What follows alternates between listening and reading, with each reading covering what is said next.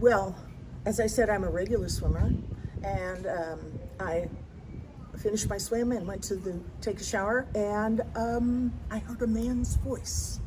Then I went over to all three. Sorry to interrupt. Sure.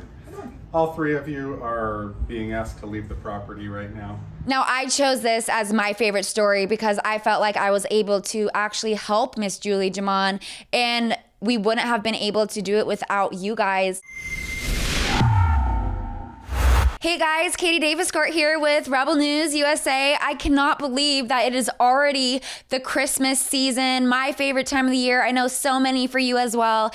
And I was asked to share my favorite report that I did over the year. I've done so much work since joining the Rebel News team back in August. I've been to the Netherlands, to Argentina, to all across the US, and it was so hard to narrow it down.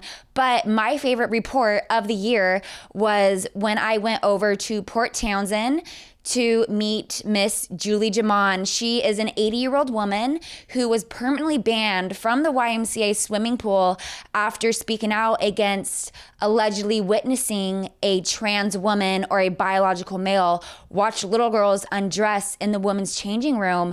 And when she alerted the YMCA staff, they didn't take her seriously and permanently banned her from the swimming pool. So that is my favorite report, and if you haven't seen it yet, take a look. Well, as I said, I'm a regular swimmer, and I finished my swim and went to take a shower, and I heard a man's voice. And I looked to one side where there are two toilet stalls with doors on them. A man was standing there in a woman's bathing suit, and he was watching little girls take their suits down in order to use the toilet. And I said to him, "Do you have a penis?" And he said, "That's none of your business." And I said, "You need to get out of here right now." A Y staffer came from maybe the staff room around in her red t-shirt, and I said, "Get that man out of here." And she said, without skipping a beat, "That's discrimination. You're out of the pool forever, and I've called the cops."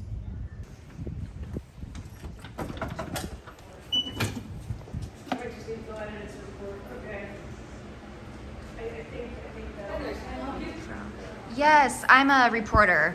Hi, great. We have a How are you guys communications doing? manager that I can direct you to. Is she here? I will direct you to this, and then you can reach out to her with any questions that you have. Thanks. How are you guys doing? We're doing good, but I'm afraid we're not taking interviews in person at this time. You're not? Yes. I'm How do you afraid feel about the issue? I'm gonna have to ask you to leave. Yeah. Thank you, and have a great day. You too. So would you say that the gender identity movement is going too far? No, I think the Y and the city are going too far. That is, they have failed to provide good staff training for this very sensitive cultural issue. They failed to provide an alternative space, which the law calls for. So there's no choice in here. Wow. They have failed to inform patrons and parents, and all round, along with these made-up stories, there's a major breakdown going on. So it may be that transgender people, and I want to just say this, I am here because I am concerned about the needs of female humans to have the right to privacy and safety. Now, what happened to Miss Julie Jamon was such a horrific ordeal, so we decided to create a petition called Let Her Swim, and that reached over 10,000 signatures. It was such an amazing feat. So when we reached that goal, we decided that we were going to go down to the Port Townsend YMCA and hand deliver it to the staff. But when we got there, they had locked us out, and they ended up calling the police. And one cop that came threatened us with a trespass order. So take a look at that. Then I went over to All three. Sorry to interrupt. Sure. All three of you are being asked to leave the property right now. If you don't leave, we're going to issue you a warning, basically, that says you're violating the policies, Of what? disrupting customers trying to use the pool. How are we disrupting? So you'll be asked to leave, And if you don't leave, you'll be subject to arrest for trespass. So this is Subject to arrest. Correct. How'd you, So what this is just basically a written warning. oh, you were issuing a warning. You didn't tell us that right there. Because Yeah. we were about to leave. But you said, come talk over here. Did you entrap us? You No, didn't not at tell all. us to leave here. You No, I said, said let's you're- go over here and talk. Absolutely, and we talked, and then I said, I'll be right back. You're welcome to leave if you wish. I'm gonna go get that paperwork. That's A what form, I you said. were gonna show us a form. Correct.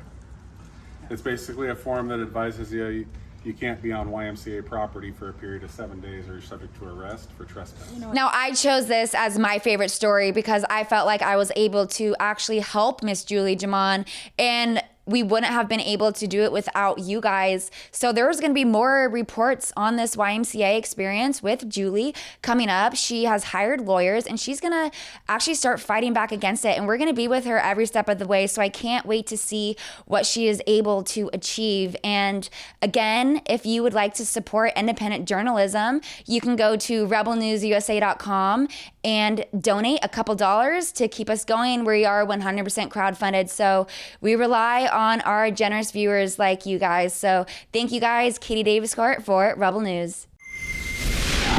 All right, guys. Well, I have absolutely loved being on the Rebel News team, and I cannot wait to take the U.S. head on in the new year. So if you'd like to continue supporting our independent journalism, go to rebelnewsusa.com. We appreciate all of you guys, and I cannot wait. Merry Christmas and happy holidays.